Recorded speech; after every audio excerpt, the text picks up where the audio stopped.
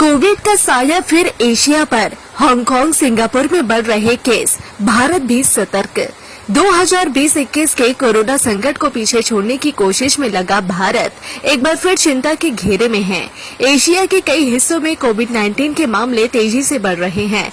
Report के मुताबिक Hong Kong और सिंगापुर जैसे घनी आबादी वाले क्षेत्रों में कोरोना के नए मामलों में तेजी से बढ़ोतरी देखी जा रही है।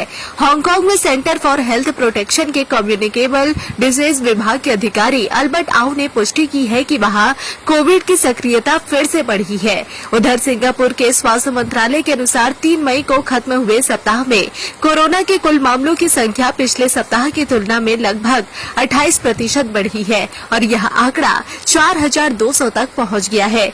भारत और इन दोनों देशों के बीच व्यापारिक और पर्यटन संबंध घनिष्ठ होने के कारण यहाँ भी सतर्कता बढ़ गई है।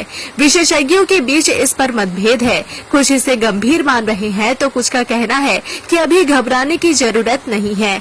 हालांकि अब तक राज्य या केंद्र सरकार की ओर से कोई आधिकारिक स्वास्थ्य निर्देशिका जारी नहीं की गई है। फिलहाल देश में स्थिति सामान्य बनी हुई है, लेकिन स्वास्थ्य मंत्रालय की ओर से निगरानी और आकलन जारी है। इंतजार करने वालों को इतना ही मिलता है जितना कोशिश करने वाले पीछे छोड़ के चले जाते हैं। आप भी क्या कर रहे हो भैया? दिन भर समय वेस्ट कर रहे हो। अब समय आ गया, अपने समय को इन्वेस्ट करना है। अपना व्यापार चालू करा के दे रही है कंपनी। अभी का भी कॉल कीजिए। कोविड का साया फिर एशिया पर। हांगकांग सिंगापुर में बढ़ रहे केस, भारत भी सतर्क। 2020-21 के कोरोना संकट को पीछे छोड़ने की कोशिश में लगा भारत एक बार फिर चिंता के घेरे में है। एशिया के कई हिस्सों में कोविड-19 के मामले तेजी से बढ़ रहे हैं। रिपोर्ट के मुताबिक हांगकांग और सिंगापुर जैसे घनी आबादी वाले क्षेत्रों में कोरोना के नए मामलों में तेजी से बढ़ोतरी देखी जा रही है।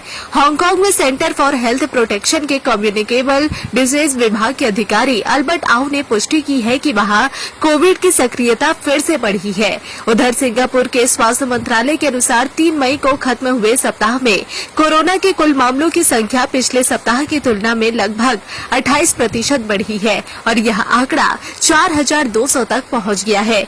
भारत और इन दोनों देशों के बीच व्यापारिक और पर्यटन संबंध घनिष्ठ होने के कारण यहाँ भी सतर्कता बढ़ गई है।